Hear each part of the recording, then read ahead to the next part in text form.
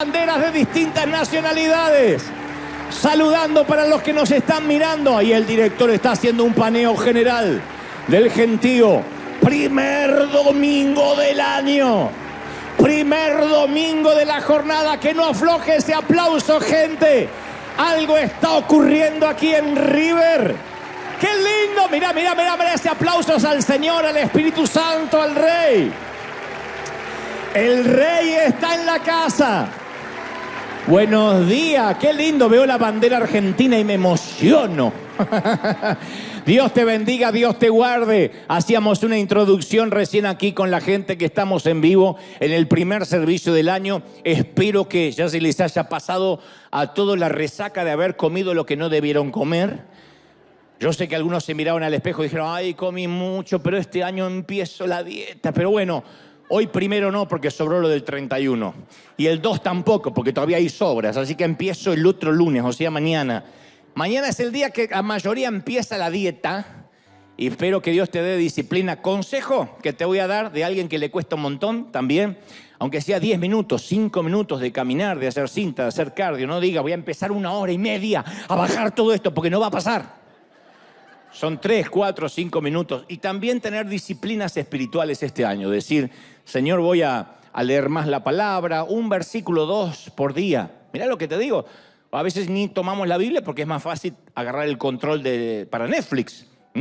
O decir, bueno, prendo la tele. Cuando uno prende la televisión o se conecta al streaming o se pone a mirar videitos con esos contenidos que nunca terminan en el celular, uno dice, ¿qué voy a leer la Biblia? Pero decir, Señor, antes que nada, cuando me estoy haciendo un café o lo que sea que desayunes, decir, voy a tener una palabra de Dios. Y algunos dicen, sí, pero a veces me toca cualquier cosa que no entiendo. Bueno, sugiero empezar por Proverbios, empezar por Salmos. Los Salmos, los Proverbios son principios, axiomas de sabiduría. Y los Salmos son la mayoría cánticos, poemas, prosas, canciones. Entonces decir, bueno, este proverbio, si lo puedes memorizar, no sabes cómo tu depósito se va llenando de cosas maravillosas. Porque cuando uno está en crisis, sale lo que hay en el depósito. El Espíritu Santo no puede sacar de donde no hay. Uno tiene que llenar el depósito de cosas buenas, en todo lo bueno, todo lo puro, todo lo que es amable, todo lo que proviene de Dios, en esto pensad. Entonces cuando uno llena el depósito y después entra en la crisis y uno dice, Señor, ¿qué palabra tengo? ¿Qué palabra tengo? Y te viene el juego del calamar.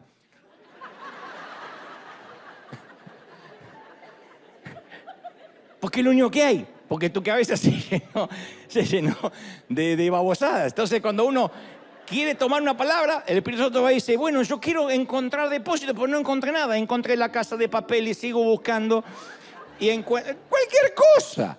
Entonces de pronto cuando uno dice, Señor, yo lleno el depósito y estamos en crisis, ahí aparece el versículo, ahí aparece la palabra. Así que un nuevo año, año de transición, año de cambios y año de nuevos comienzos y de nuevos emprendimientos, nuevas decisiones, nuevas, ¿cómo digo?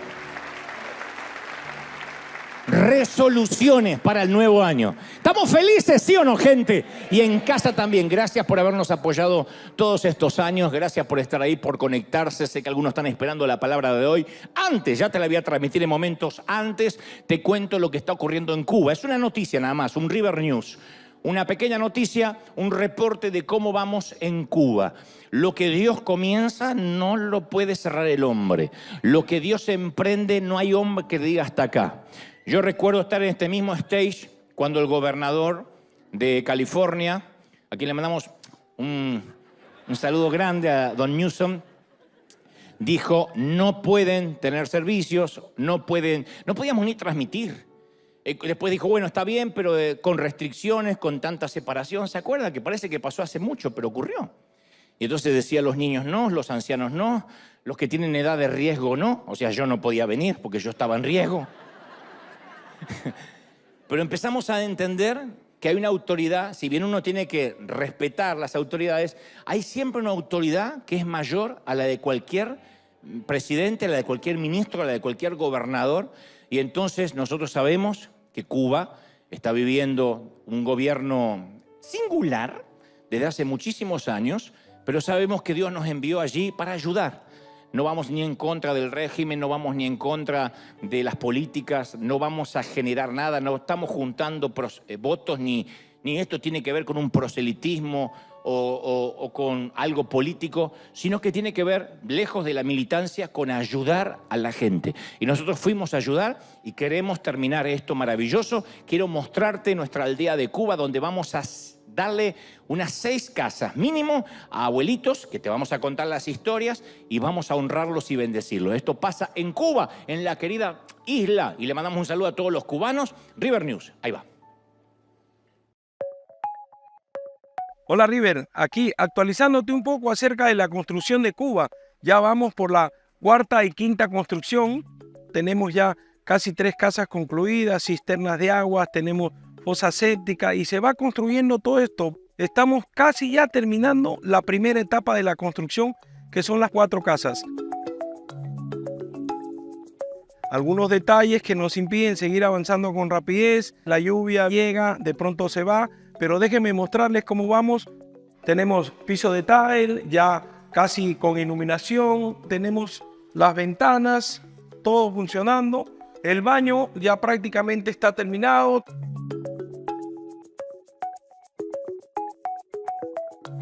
Gracias a ti, gracias a tus oraciones, Cuba sigue adelante porque somos River. Gracias, mi querido Rudy, gracias por el informe, la actualización. Es simplemente para contarte, para que no creas que nos olvidamos, que seguimos. Cuesta mucho conseguir los materiales, no es fácil. Ustedes dirían, pero ¿tanto tarda en una construcción? Sí, en Cuba sí. No es como aquí que se puede, en una semana hay un edificio de la noche a la mañana. Allí hay que conseguir los materiales, no es madera, es cemento, es ladrillo, es cal.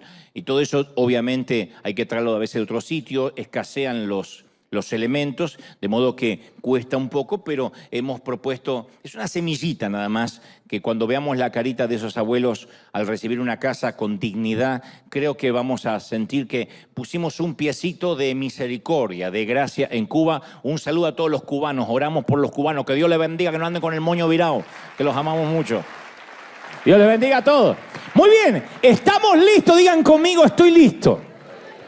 Este es el primer mensaje del año y tiene que ver con las bases espirituales y los fundamentos para este 2024 y necesito, yo sé, lo doy por descartado, pero necesito que me prestes tu atención como nunca has prestado atención a ningún otro predicador sobre la faz del planeta y el cosmos y el universo, con los 5 sentidos, porque tiene que ver con los fundamentos, con esta transición.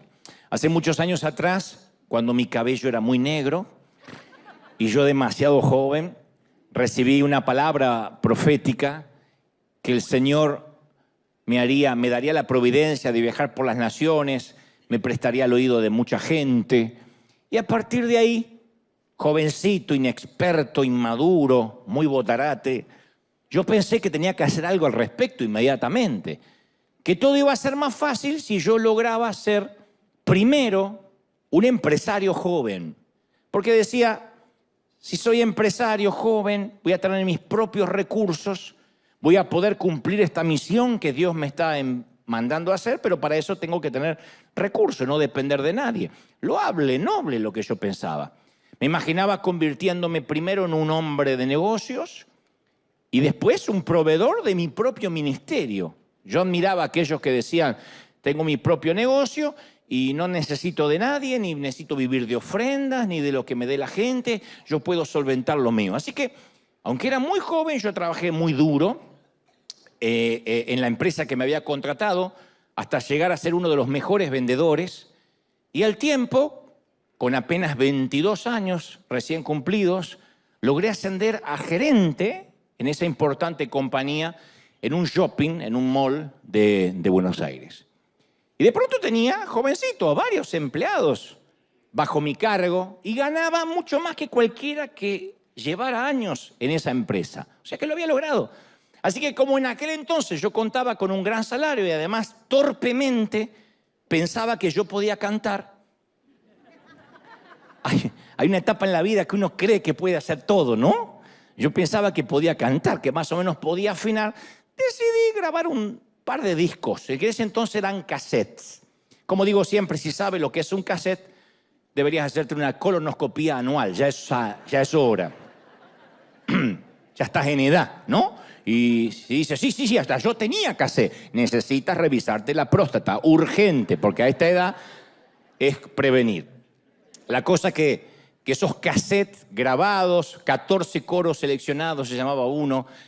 No trates de buscar esos discos en la web porque me ocupé personalmente de hacer desaparecer cualquier evidencia. No está.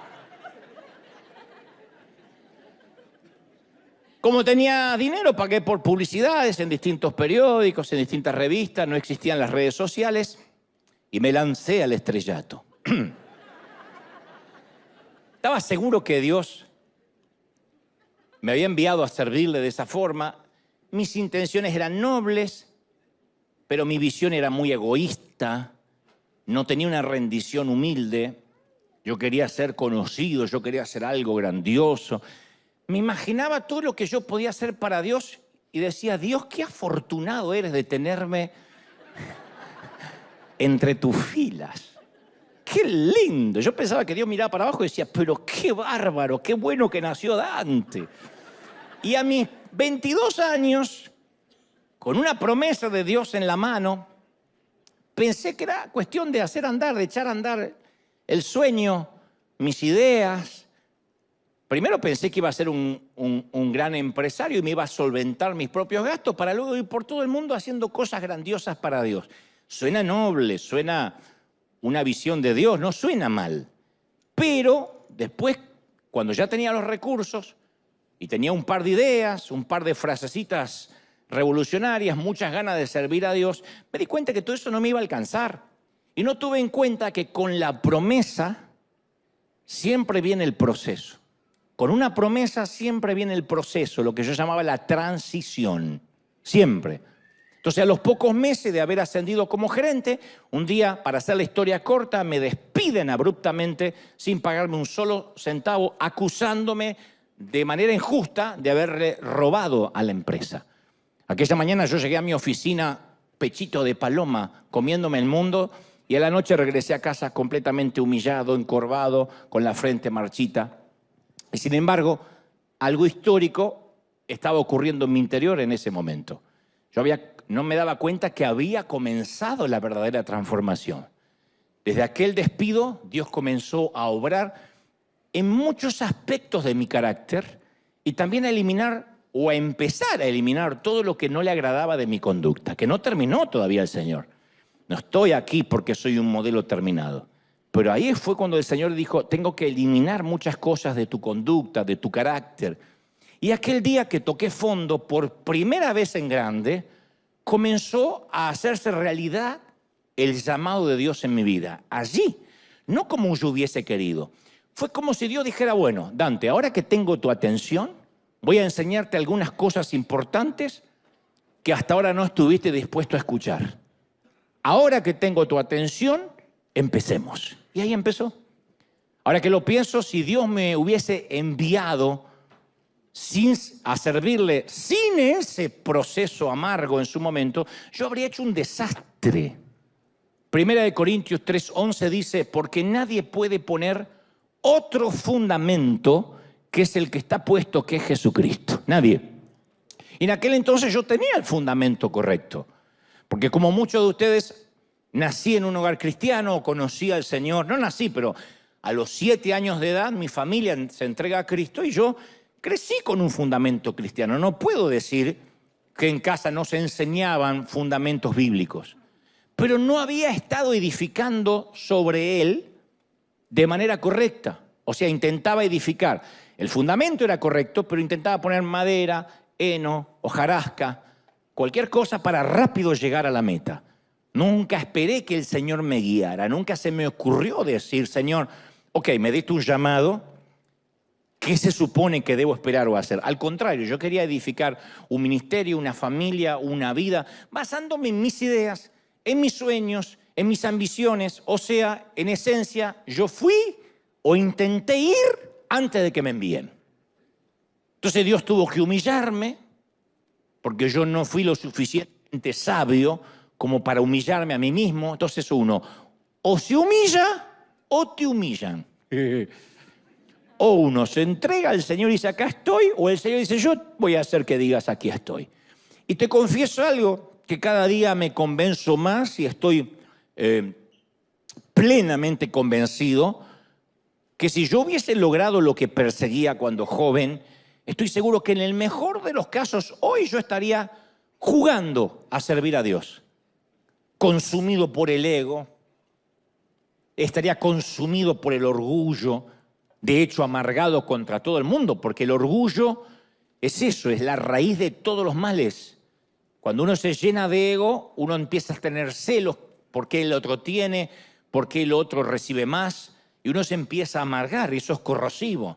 Entonces lo que en aquel momento a mí me parecía como si Dios me hubiese decepcionado, me estaba salvando la vida. Dios dijo, si a este lo dejo ir así, este va a ser un caso perdido. Ahora bien, yo estoy consciente que Dios suele llamarnos para lograr cosas importantes en muchos momentos de la vida. Pero en ocasiones esos llamados después no resultan como creímos que iban a resultar. Y decimos, pero yo quería servirte, yo quería ser parte del coro, o parte de los ujieres, o predicar, o cantar, o dirigir, o tocar la música. Pero ¿cuántas veces nos hemos sentido guiados por Dios a hacer algo que creíamos que era noble, como yo lo creía, loable? Yo quería predicar, no quería hacerme millonario. Pero terminó después en una situación embarazosa, una situación complicada. ¿Cuántas veces nos pasó que quizás, por ejemplo, quisiste o sentiste iniciar un negocio por tu cuenta? Dijiste, basta de ser empleado, de depender de ese jefe o de estar bajo relación de dependencia. Quiero tener mi propia compañía, quiero ser cabeza y no cola, estar por encima y no por debajo, y te tomas de esas promesas y te dedicaste a eso con gran ilusión, pero cada vez que llegas a fin de mes no tienes ni cómo pagar la nómina. Y dices, yo no sé, yo le creí al Señor y estoy más endeudado que antes. Hay un montón de gente que creyó creerle al Señor, creyó creerle subestimar lo que Dios te dijo. Le creíste al Señor y no resultó, por lo menos hasta la fecha. O tuviste el sueño de acabar con una adicción, dijiste, se termina la dependencia al alcohol, en el peor de los casos a las drogas o a la pornografía. Dijiste, voy a poner fin a esa historia familiar, a cierto patrón de disfunción, y pensaste que te ibas a convertir a partir de ahí en un buen esposo, en una buena esposa, con un matrimonio de ensueño, con hijos modelo.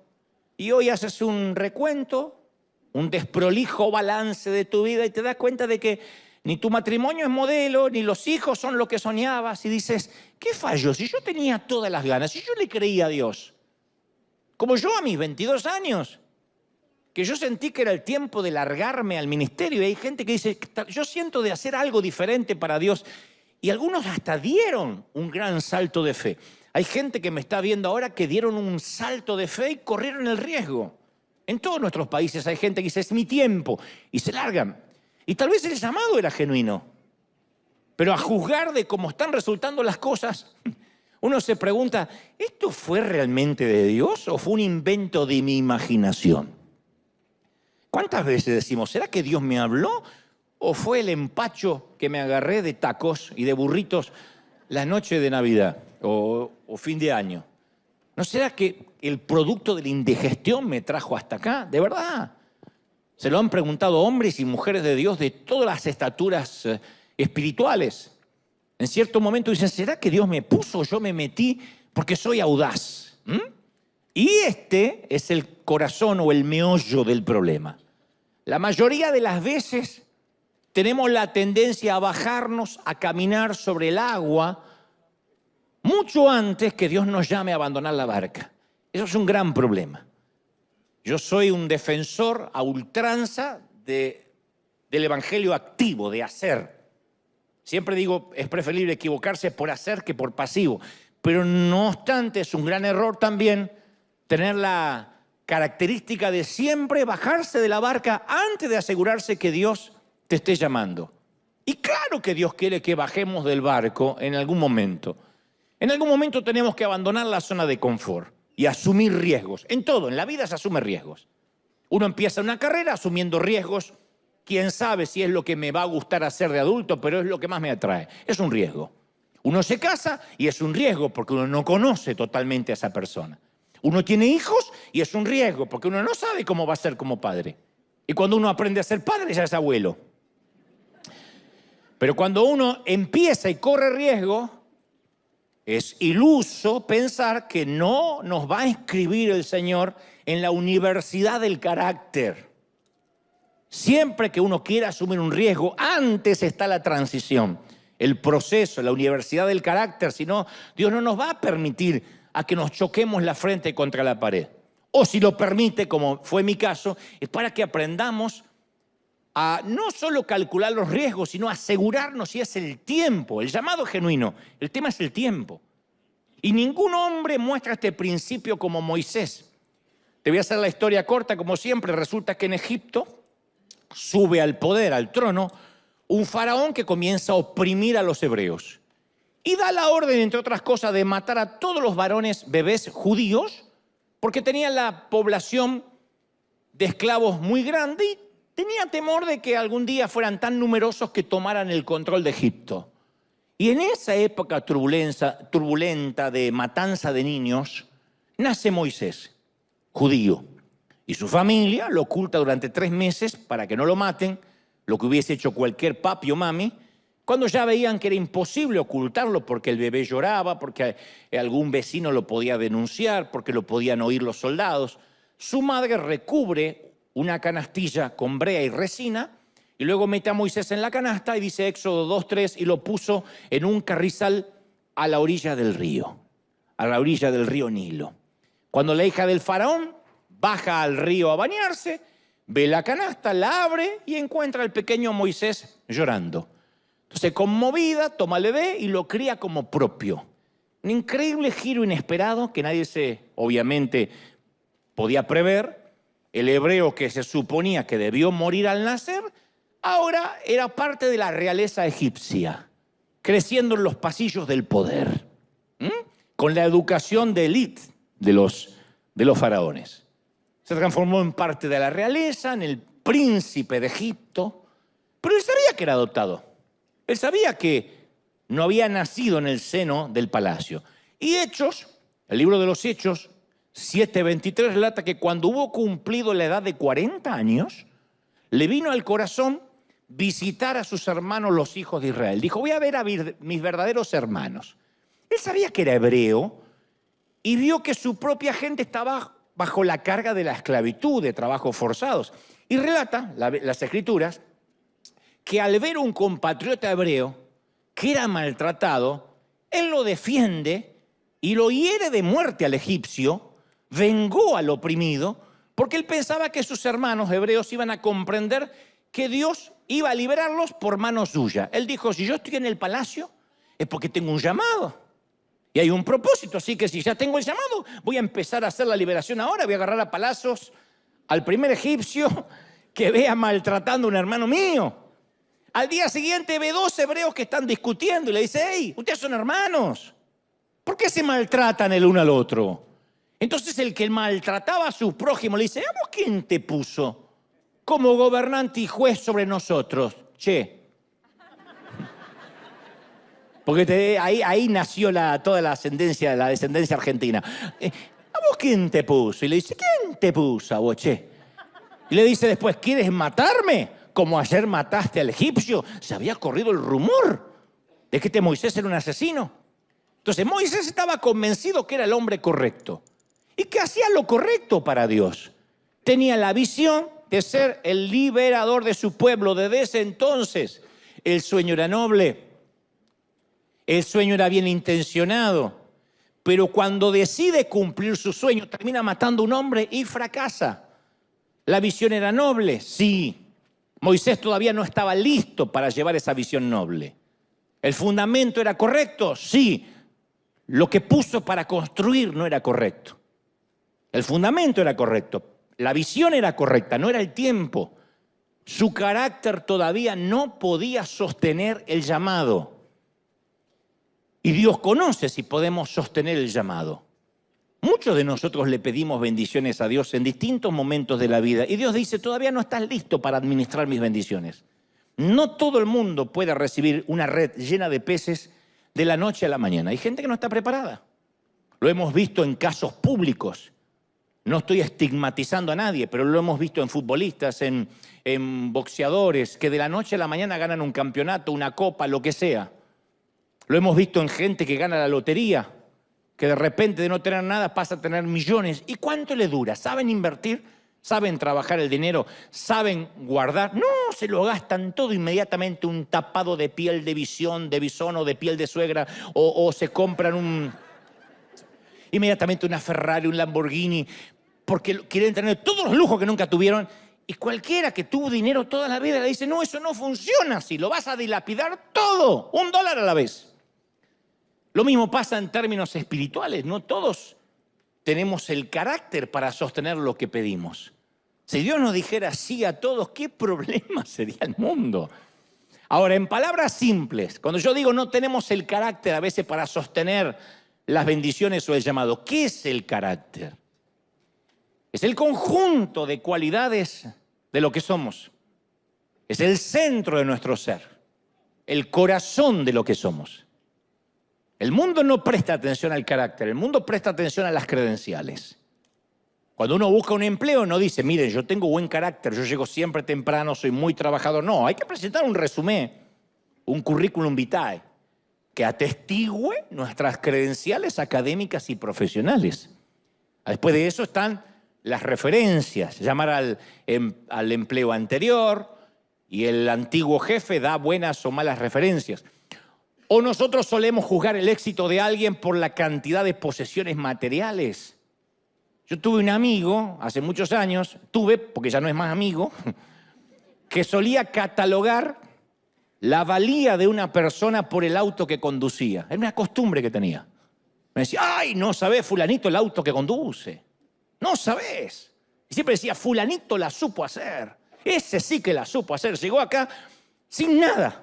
Y ahora maneja una Hammer. Y se le cae un hilo de baba cuando decía Hammer. Maneja una Hammer, que la Hammer es lo más espantoso para manejar. Es difícil de estacionar, pero uno se siente un Transformer allá arriba y mira a las hormigas que vamos con los autitos abajo. Y me decía, maneja una Hammer, aparte no sabés la casa que se construyó. Y yo recuerdo que también conocía a ese fulanito que manejaba la Hammer. Y era el tipo más inmaduro, carnal e iracundo que jamás yo haya conocido. Pésimo. No podía estar 5 minutos con él sin que pelear por algo. Aún si eras una persona que no peleas, peleabas. Porque tenía una manera iracunda de maltratar a la gente. Pero manejaba una Hammer. Era el modelo a seguir de este amigo mío. Gloria a Dios que no es más mi amigo. Ni este ni el de la Hammer. Lo mismo pasa cuando juzgamos a un pastor. ¿Cómo juzgamos a un pastor? Por el tamaño de la congregación. No por el carácter. Si tiene una iglesia grande es porque está ungido, punto. No sabés la iglesia que tiene. Son miles. Y por ahí un pastor que es llamado a una iglesia más pequeña, en una aldea, en un pueblo, o necesariamente en la ciudad, pero pastorea a una iglesia más pequeña, uno dice, y algo no está bien, porque fíjate aquel cómo creció y este no. Porque juzgamos por lo que vemos. Pero Dios dice, yo voy directo al corazón. ¿Qué es el corazón? El carácter. Primera de Samuel 16:7 dice, no mires su parecer, le dice Dios a Samuel, ni lo grande de su estatura, ni si maneja una Hammer o un Tesla, porque yo lo desecho, porque eso para mí es escoria, lo que maneje o donde viva o el crédito que tenga. Jehová no mira lo que mira el hombre mira lo que está delante de sus ojos. Jehová mira el corazón, ahí está mi cinta de medir.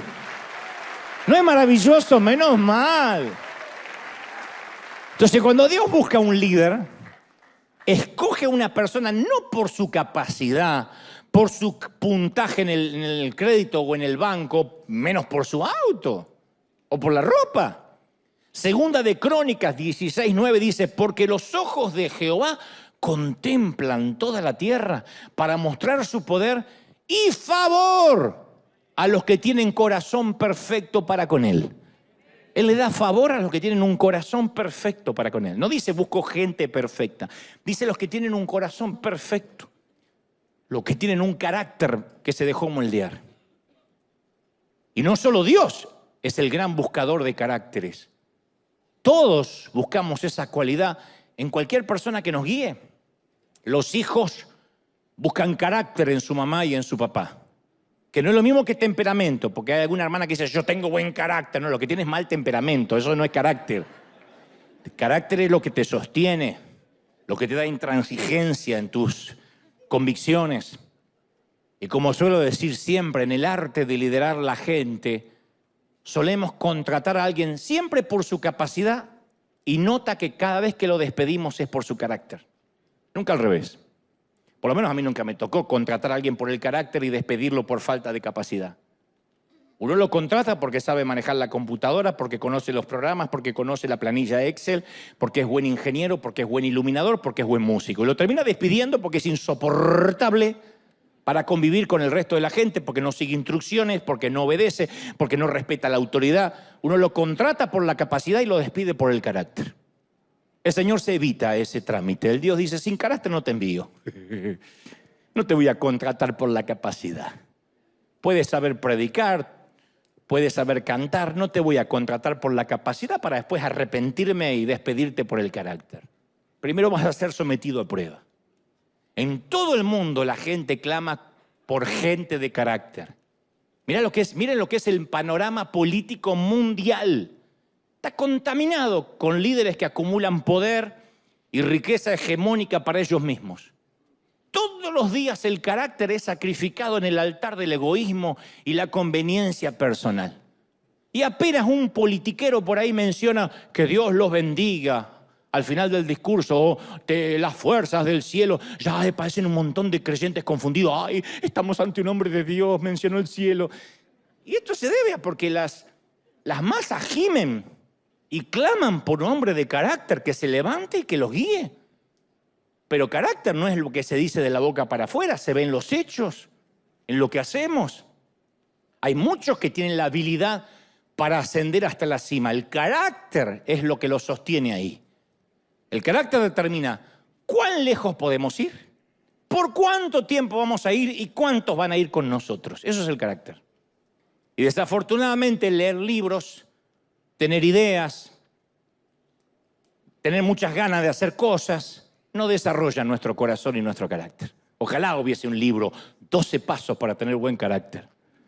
Ni este mensaje te puede impartir un buen carácter. Así que no esperes que diga, te voy a remandar la bendición del carácter en esta mano que la siento que se me está yendo. No va a pasar porque así no funciona. Lo máximo que puedo hacer y torpemente es incitarte a tomar decisiones que te ayuden a construir ese carácter. Pues no te puedo impartir la unción del carácter. Por esa razón no hay congresos para desarrollar carácter. Nunca vas a ver congreso carácter, no. Hay congresos proféticos de expansión, de crecimiento, de empoderamiento, de poder, de liberación. No hay de carácter. Porque el único que puede enseñarnos carácter es el Señor. No se puede impartir a través de un coach. Y nada revela de qué estamos hechos como los tiempos de las pruebas, los tiempos de crisis. Cuando uno está bajo presión es cuando uno sabe quién es. Siempre. Somos cítricos como la naranja o como el limón. Entregamos el jugo cuando se nos exprime. Alguien dice, ay, salí tan bendecido el domingo de la iglesia. Se sube al freeway y al tránsito se le cruza un chinito y ahí sale el jugo del limón. Cuando los tiempos duros nos estrujan, ahí se expone nuestra verdadera naturaleza. Yo no sé si alguna vez te pasó de estar literalmente en el tránsito o atascado, donde uno, no digo se escapa un insulto, pero sí un improperio o una palabra soez, o dice, pero puede ser con el apuro que tengo, y te das vuelta así y te está mirando tu hijo. ¡Wow!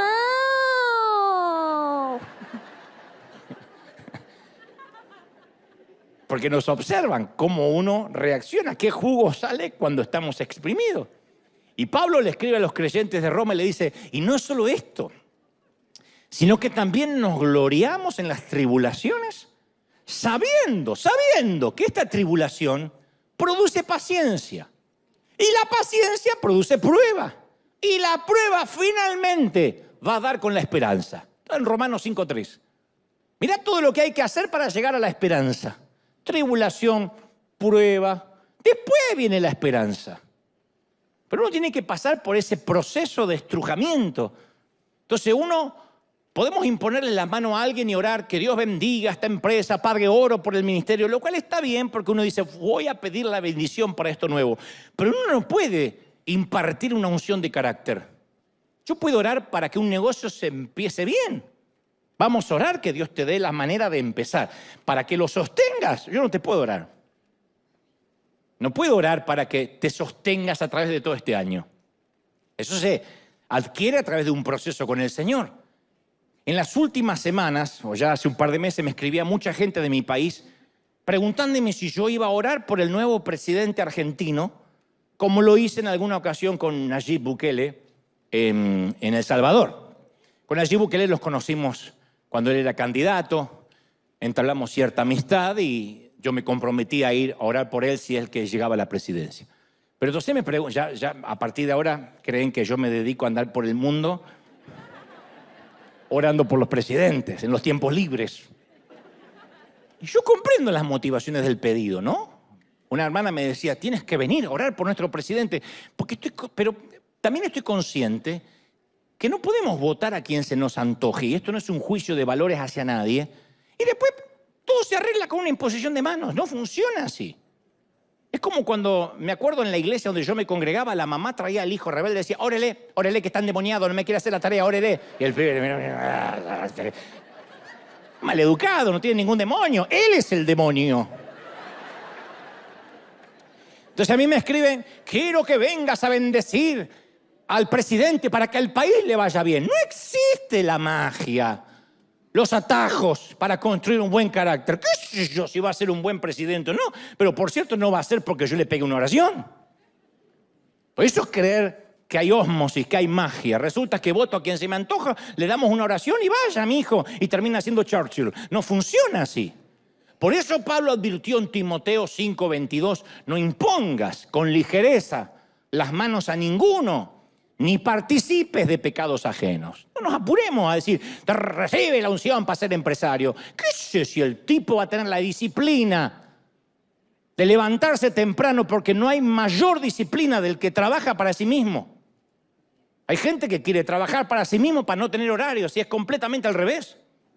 A veces yo soñaría ser un empleado para tener horarios, llegar a las 5 a mi casa y que no me moleste más nadie. Terminé, no trabajo más. Y 5:01 irme como algunos. No amaría en algunos momentos más que eso, que otra cosa. ¿Cómo me gustaría cumplir el horario y decir, esta es mi descripción de trabajo, punto? Cuando uno está a cargo de algo, no hay horarios. Y uno tiene que tener la disciplina de levantarse temprano, más que cuando tenías un jefe. No es como ahora soy jefe, me tomo 3 semanas de vacaciones, me voy 5 meses a pasear. No funciona así, ni los grandes empresarios hacen eso. Por eso son empresarios, por eso tienen, porque trabajan. Entonces, ¿cómo yo voy a imponerle las manos a alguien para que la empresa le crezca como si fueran frijoles mágicos? No va a ocurrir. Pablo sabía que promover a alguien antes que su corazón estuviese listo podía producir desastres. Y es ahí donde muchos fallamos. Sentimos el llamado de hacer algo para Dios, para las empresas, para lo que sea. Pero no nos aseguramos que nuestro corazón, que nuestro carácter esté a la altura de lo que estamos pidiendo. Dicen por ahí que para producir una col o un repollo, se tarda 3 meses. Y para producir un roble se tarda 50 años. Si fuera un predicador moderno diría al que está a tu lado, eres repollo o eres roble. Pues te voy a salvar de eso porque el de al lado no quiere que le hables. ¿Eres repollo o eres roble? 3 meses o 50 años. Entonces, volviendo a la historia de Moisés, cuando el faraón se entera de la muerte del egipcio, este que había matado a Moisés, trata de matarlo a Moisés. Así que este huye a la tierra de Madián, un desierto, y se instala allí como extranjero. Moisés había creído que Dios iba a usarlo para una gran liberación y ahora está corriendo para salvar su propia vida. No puede liberar su propia vida. ¿Por qué a veces Dios nos da sueños, insisto, visiones, que terminan en fracaso y frustración. Yo te puedo dar una lista, te conté esa primera. No es que ya después de los 22 nunca más me volvió a pasar. Me siguió pasando. En ministerios, en cosas, en emprendimiento, en proyectos que me costaron mucho más de lo que me debió costar porque no era el tiempo. Porque yo quería hacer, tenía el llamado, pero no esperaba el tiempo. Dios le había dado a Moisés el deseo de rescatar a su pueblo y él empezó a vivir la pesadilla de los que se arrojan al vacío por fe antes que Dios los envíe. La visión era genuina, el momento era inoportuno. ¿Cuántas veces pisamos el acelerador en la vida antes que el semáforo se ponga en verde? Y eso siempre es un riesgo. Si el semáforo está en amarillo o está en rojo y uno pisa el acelerador, siempre es un riesgo, en el peor de los casos una tragedia. Yo el domingo pasado hablé de los perezosos que no hacen nada con la excusa de no quiero adelantarme a Dios. ¿Se acuerdan? Oh, yo no quiero adelantarme a Dios, yo quiero esperar en Dios. Pero en la otra punta del espectro está el que no se quiere adelantar a Dios y le pide permiso a un pie para mover el otro. Y es un vago o una vaga que no hace nada y dice no quiero adelantarme a Dios. En la otra punta, en las antípodas del espectro, están aquellos que viven saltando a la acción antes que Dios los envíe todo el tiempo. Es el síndrome de los ofrecidos en lugar de los llamados. Siempre están ofreciéndose para todo. Y uno dice, bueno, pero ¿qué? Eso está bueno. Sí, pero tiene un riesgo.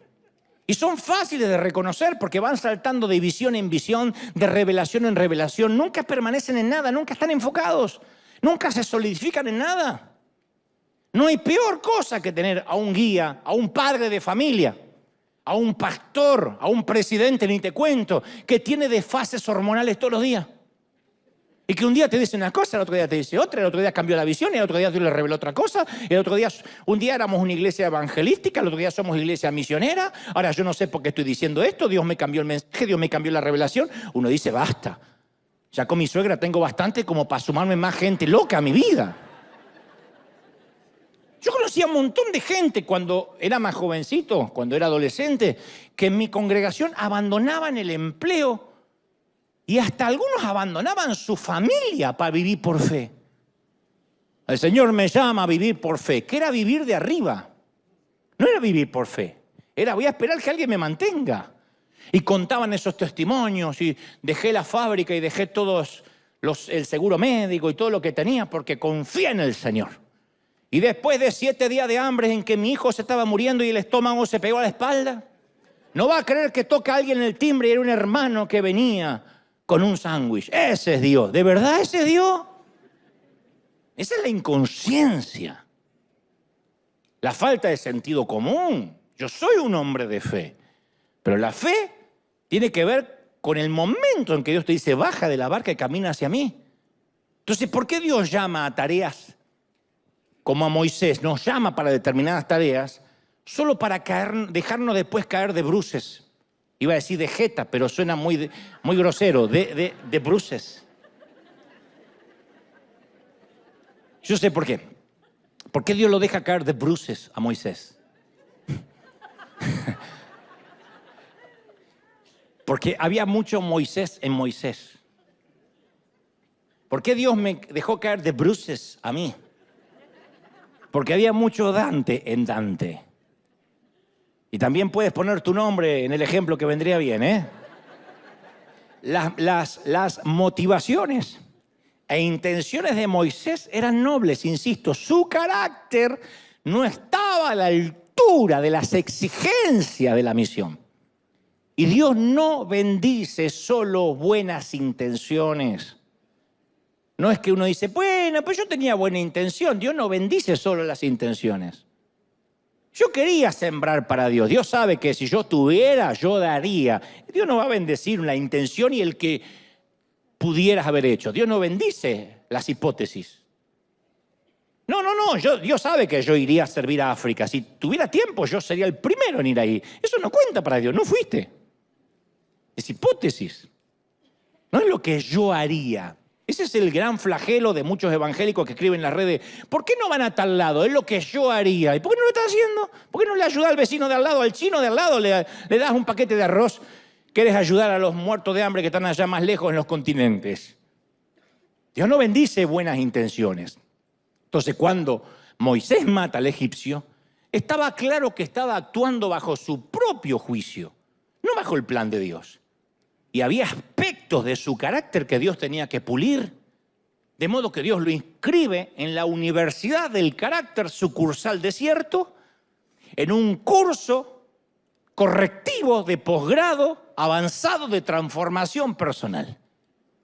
Dios siempre está interesado en nuestro carácter más que en el éxito, más que en nuestras circunstancias.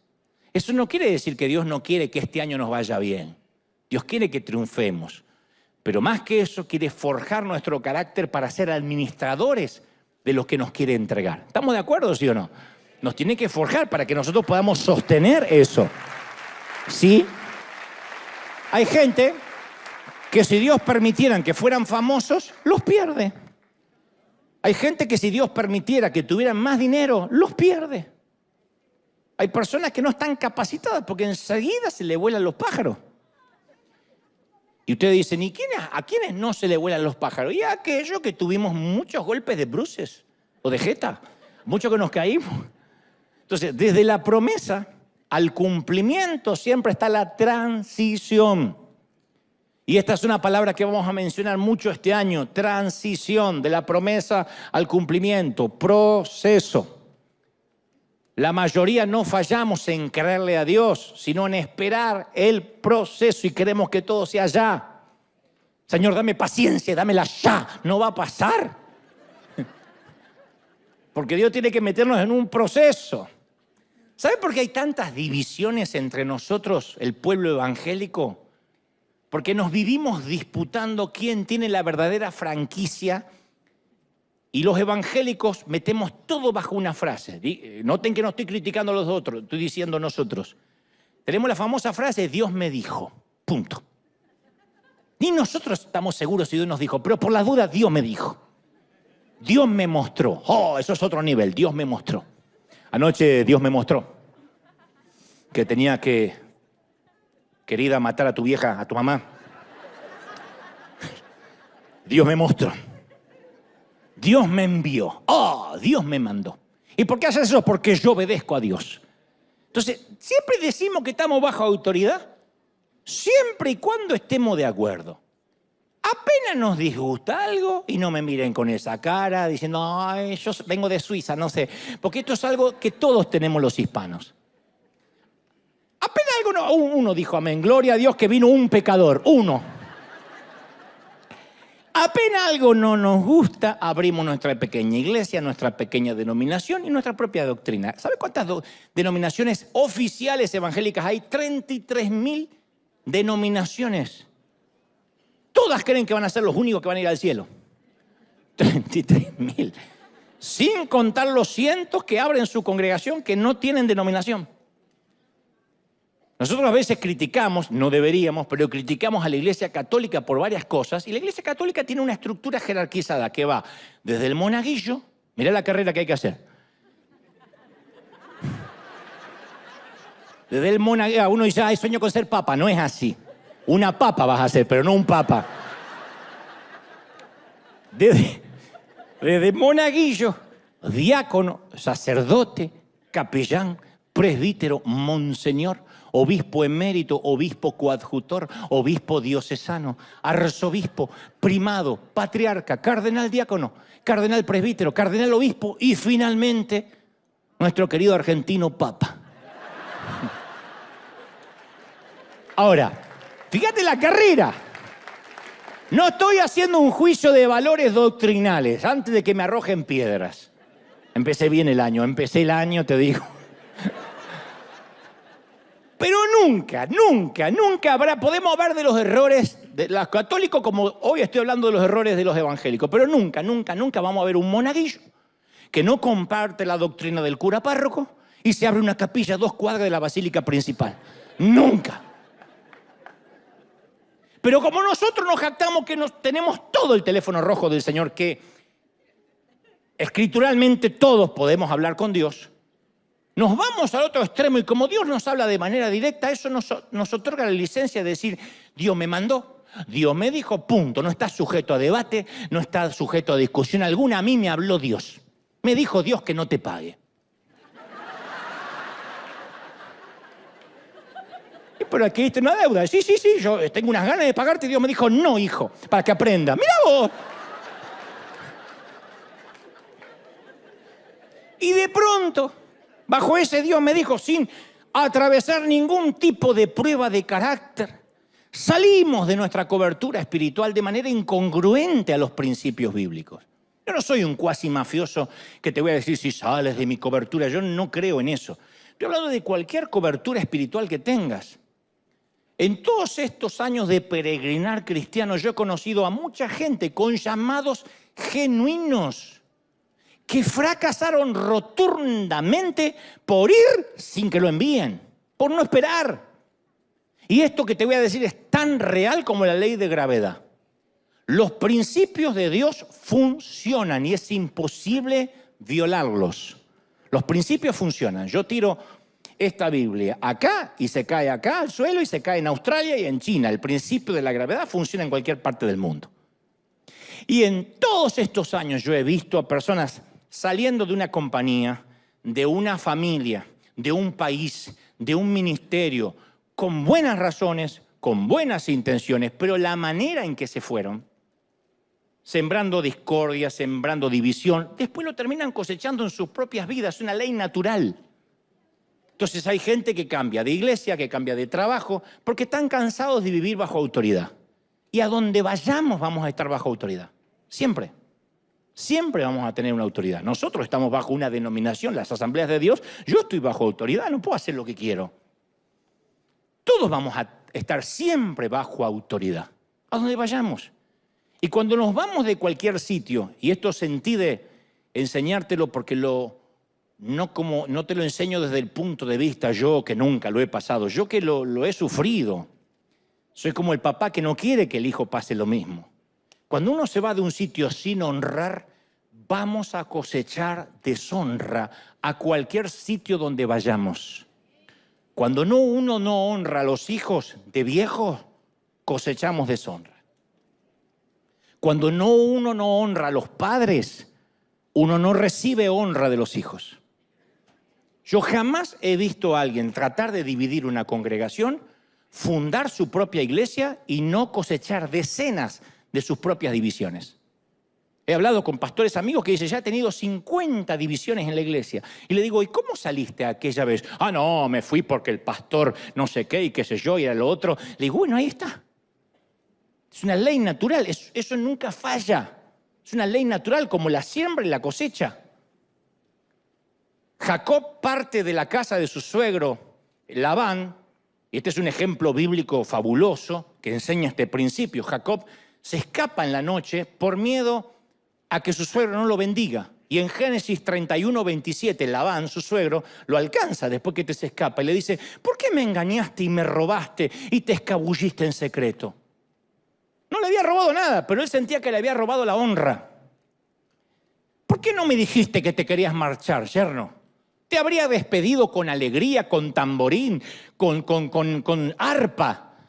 No me dejaste que me despida de mis hijas y de mis nietos. Te comportaste como un canalla, le dice su suegro. Avergonzado, Jacob recibe esta reprimenda. Entonces, cuando vamos sin que nos envíen, salimos al ruedo con bordes muy filosos de nuestro carácter que tarde o temprano van a ser limados, o acá o allá. A mí me gusta cuando Dios me lima el carácter en la intimidad, en el closet, cuando estoy orando y Dios me dice cambia esto y cambia lo otro. Y caramba que duele. Pero duele más cuando me lo hace en público. Yo quiero que me lo haga en secreto. David esperó muchos años a ser rey, aunque él sabía que era llamado a ser rey y que el rey Saúl ya estaba inhabilitado para ejercer como monarca. Y mientras que esperaba el proceso de la transición, aprendí una serie de lecciones que moldearon su carácter. Y esto es algo que los hispanos debemos aprender. Y no les está predicando a alguien que dice, yo, en el cielo se habla español. Yo también soy hispano. Más hispano que ustedes porque nací bien al sur. Cuanto más te alejas, más hispanos sos. Más cerca de la Antártida, más hispanos. Es un flagelo muy nuestro un síndrome culturalmente hablando. Tenemos la tendencia que cuando no nos gusta algo desaparecemos y no dejamos rastro. Nosotros hacemos ¡fum, fum! Somos Batman. Y tenemos que aprender que cuando vamos a abandonar un trabajo o una posición en alguna compañía, acercarnos a la autoridad, no importa si fueron unos canallas. Estamos hablando de lo que nosotros queremos cosechar. Y decirle a la autoridad, estoy considerando hacer un cambio.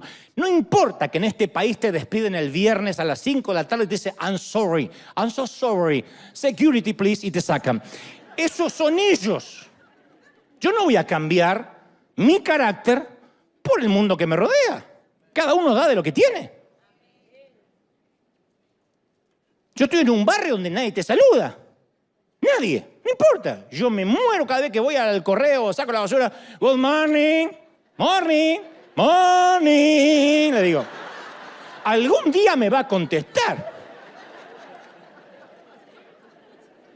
Y me mira. Porque viste que cuando los gringos salen a caminar con los perros no les gusta que los saluden. Pero donde yo vengo, mi papá decía, ¡salude! Que yo quiero andar por el barrio con la frente en alta, que no me digan que mi hijo es un maleducado. Así que yo saludo a la sombra, por las dudas, porque por ahí son amigos.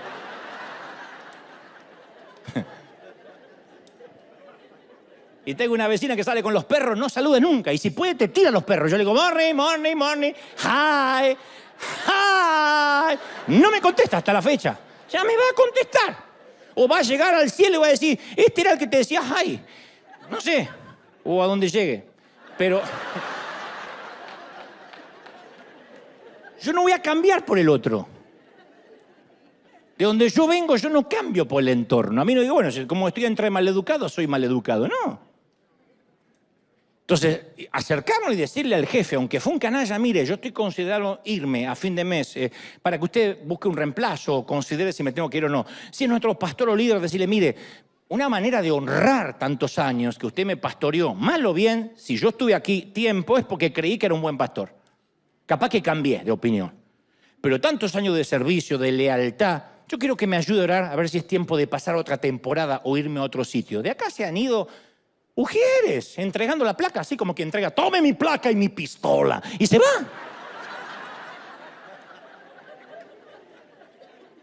Digo, ¿cómo que se fue? Se fue. Y no te dicen dónde. Después uno los ve en las redes sociales que están en otra iglesia, haciendo otra cosa. ¿Y quién se los va a impedir? Mire, siento ganas de irme a otro lado, a una iglesia más pequeña, a otro sitio, y esperar la bendición. Que no es lo mismo avisar que me voy. Yo a veces le suelo preguntar a alguien, ¿me estás pidiendo la bendición y mi consejo o me estás comunicando? ¿No es lo que hacemos los padres a veces? ¿Me estás pidiendo permiso o me estás avisando? Porque no es, bueno, me voy y se va.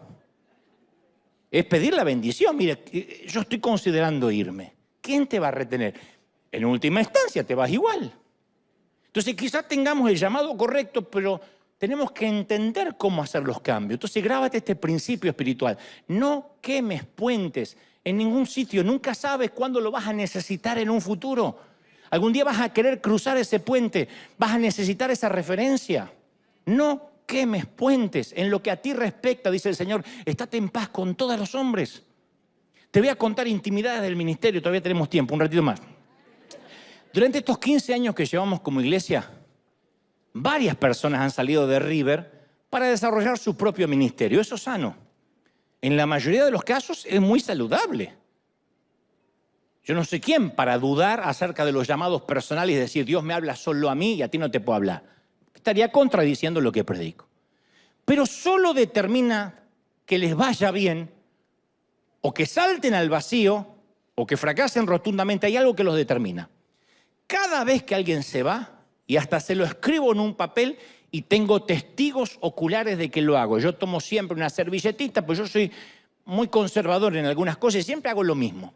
Tomo una servilleta, un papel y se lo anoto para que se lo lleve. Por ahí después lo usa de papel higiénico, no tengo idea, pero yo se lo doy. Miro a las personas a los ojos y le digo, sé que tu visión es noble y me alegra. Y al inicio vas a suponer que comenzar una empresa, que comenzar un ministerio es sencillo. Porque siempre todo parece fácil mirándolo de afuera. Es como ir a comer a un buen restaurante y decir, mi sueño es poner uno propio. ¿Quién no ha dicho eso alguna vez? ¡Qué lindo! Y poner mis cuadros.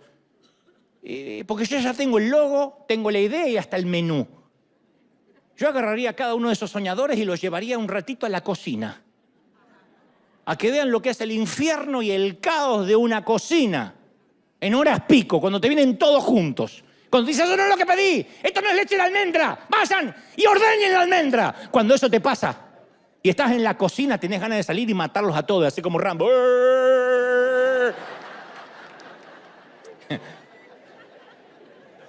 Decís, voy preso, pero me saco el gusto. Uno sueña porque ve la parte elegante de las mesas. Entonces le digo, esto va a pasar igual. Tenés toda la intención de hacer las cosas bien. Y vas a decir esto, bueno, hago lo mismo que vi. Si querés ser un pastor, me he visto más o menos parecido. Digo algunas frases similares. Me van a seguir las multitudes, voy a tener recursos, voy a viajar por el mundo. Todos queremos eso. Pero con el correr de los días, cuando te das cuenta que Dios te inscribió en la Universidad del Carácter y todo se haga cuesta arriba, cuando los recursos no lleguen, cuando cierres los ojos para ver que no vino nadie, yo viví esos momentos que uno no quiere abrir los ojos y dice, Señor, te queremos adorar. Es que uno no quiere abrir los ojos para ver lo que hay, no quiere. Cuando tu compañía no es lo que soñabas, el enemigo va, esto se lo digo siempre al que se va, o a quien se va, el enemigo va a tratar de llevarte por el atajo de la deshonra.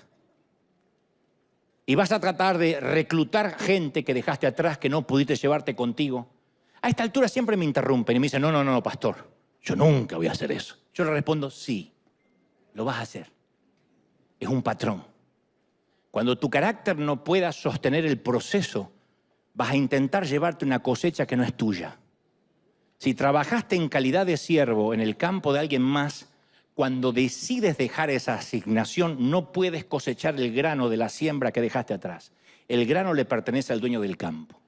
Esa siembra le pertenece a la posición que tenías, no a ti como individuo. Así que por el amor de Dios, por lo que más quieras, y solo por tu bien, no tomes el camino de la deshonra. Y cuando yo advierto esto, siempre me miran como que yo estoy tratando de decirle, ay, no me vayas a robar una oveja. Y siempre le aclaro, mira que no son mis ovejas, yo no morí en la cruz por nadie, se los digo siempre. Y aparte, ninguna oveja se deja robar. ¿Quién de ustedes se levanta una mañana ahí? ¡Oh! Amanecieron en Saddleback.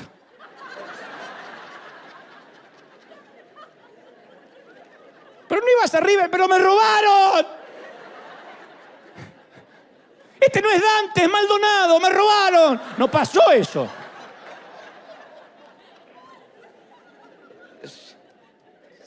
Se deja robar el que se deja robar. No obstante, es un principio espiritual. Dios siempre honra la autoridad. Y te voy a contar lo que pasa luego. Y esto sucede en casi todas las iglesias del mundo y me lo van a confirmar con siervos que ahora se están sanando con este mensaje. Algunos, quizás los menos, no queman puentes. Ni deshonran la autoridad bajo la cual estuvieron un buen tiempo. Mal o bien te alimentaron, no se alimentaron.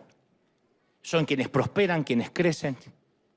Si uno no tiene nada bueno para decir, no dice nada. Uno no tiene que andar hablando bien hipócritamente. No dice nada y punto. Son aquellos que cuando necesitan regresar a una empresa, a una posición, a una iglesia, dejaron un buen testimonio, un buen legado de carácter. Los otros, lo que se desesperan y comienzan a tratar de hablar con gente, reclutar, levantar difamaciones, dividir. Siempre logran juntar un grupete, nunca más de 20 personas, que creen en esa nueva visión mesiánica.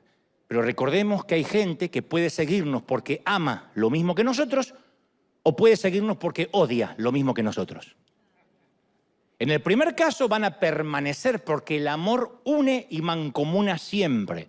En esto conocerán que sois mis discípulos, que os améis unos a los otros. En el segundo caso, el odio a priori sirve para juntar votos. Pero es un combustible corrosivo que no logra unir a nadie por mucho tiempo. Hay candidatos a presidente que llegan a la presidencia juntando votos por el odio al gobierno anterior. El famoso voto castigo. Pero si ese presidente o ese candidato no tiene una propuesta a futuro, el odio no sirve para una gestión a largo plazo. El odio no ama, no junta. En el plano espiritual es lo mismo. ¿Podemos juntarnos aquí por amor a Dios o por miedo al diablo? ¿Cuántas iglesias están llenas por miedo al diablo? Si usted deja de congregarse y deja de diezmar, Satanás va a venir a su casa. Y uno dice, no, voy. ¿Y cuánto puede durar eso? Entonces uno puede reclutar gente por amor al flamante pastor y la nueva congregación, y eso tiene posibilidades de crecer, o por odio al viejo pastor y a la congregación que dejamos atrás. Y una mala motivación es un salto catastrófico al vacío. Nunca bajemos de la barca si no estamos seguros que el Señor nos está llamando. Especialmente porque no vamos a bajar a caminar sobre tranquilas mareas caribeñas, sino sobre un mar encrespado. Una empresa es un mar encrespado, un matrimonio es un mar encrespado, tener hijos es un mar encrespado, un ministerio es un mar encrespado. Así que si decidimos bajar, es mejor que el Señor esté ahí. ¿Están conmigo, sí o no? Ahora, tú dices, ¿qué puedo hacer ahora que estoy en el desierto? Yo ya metí la pata. O estoy en el medio de la mar hundiéndome. Una cosa que no queremos hacer es tratar de acortar la duración de la experiencia en el desierto.